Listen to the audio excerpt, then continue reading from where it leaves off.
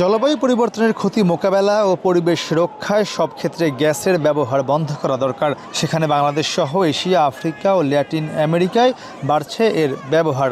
তাই গ্যাস ব্যবহার বন্ধের দাবিতে জলবায়ু সম্মেলনের বিশ্বমঞ্চে এসব মহাদেশ থেকে আসা পরিবেশ কর্মীরা প্রতিবাদে হয়েছেন একাট্টা।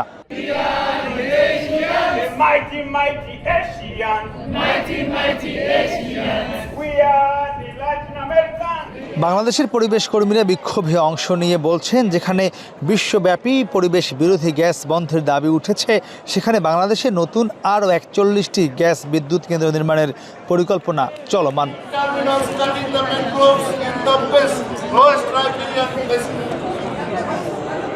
যে পদ্ধতিতে বাংলাদেশের মতো দেশে, এশিয়াতে যে সমস্ত দেশে গ্যাস বিস্তার হচ্ছে, তার বিরুদ্ধে আমাদের এই সিম্বলিক প্রোগ্রাম।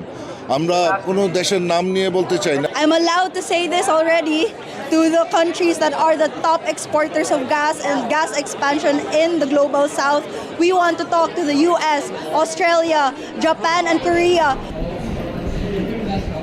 সম্মেলন কেন্দ্রের বাইরে যখন এমন বিক্ষোভ, তখন ভেতরে আলোচনার টেবিলে চলছে পরিবেশ ধ্বংসের জন্য দায়ীদের চিহ্নিত করা এবং ক্ষতিগ্রস্ত দেশগুলোকে ক্ষতিপূরণ দেওয়ার দর কষাকষি।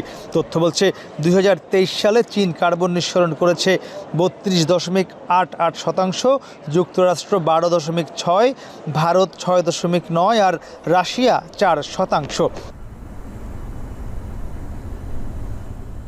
অথচ এবারের কপ সম্মেলনে 4টি দেশের কোনো রাষ্ট্রপ্রধানই উপস্থিত হননি।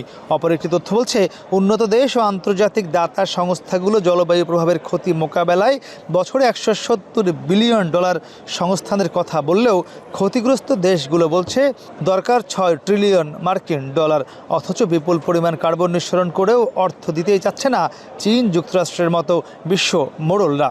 জলবায়ু বিজ্ঞানীরা বলছেন, রাষ্ট্রপ্রধানদের এই অনুপস্থিতি অর্থ ছাড়ে বাধা হয়ে দাঁড়াতে পারে। আমরা আলাদা একটা সাব গোল চাই, যেটা নতুন কমিটমেন্ট হবে NCQG, কিন্তু এটা নিয়েও পলিটিক্যাল অনেক ঝামেলা হচ্ছে। আপনি বলেন যারা পলিউটার কান্ট্রিজ, US, চায়না, ওদের তো হেড অফ দ্য ডেলিগেশন আসেনি, তো ওদেরও কমিটমেন্ট নাই। ওনাদের কমিটমেন্ট ছাড়া ডেলিভারি কে দেবে? তারা বলছেন, অ্যাডাপ্টেশন, মিটিগেশন ও লস অ্যান্ড ড্যামেজ খাতে সহায়তা নয়, বরং ঋণ দিতে চায় বিশ্ব নেতারা, যাতে রাজি নয় বাংলাদেশের মতো ক্ষতিগ্রস্ত দেশগুলো। ঋণের বিষয়টিকে বিশেষজ্ঞরা দেখছেন জলবায়ু নিয়ে বিশ্ব মোড়লদের ব্যবসা হিসেবে।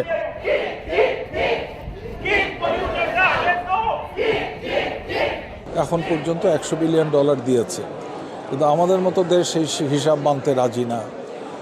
দ্বিতীয় কথা হচ্ছে, এই টাকাটা কি অনুদান হিসাবে দেয়া হবে না বাণিজ্যিক ঋণ হিসাবে দেয়া হবে?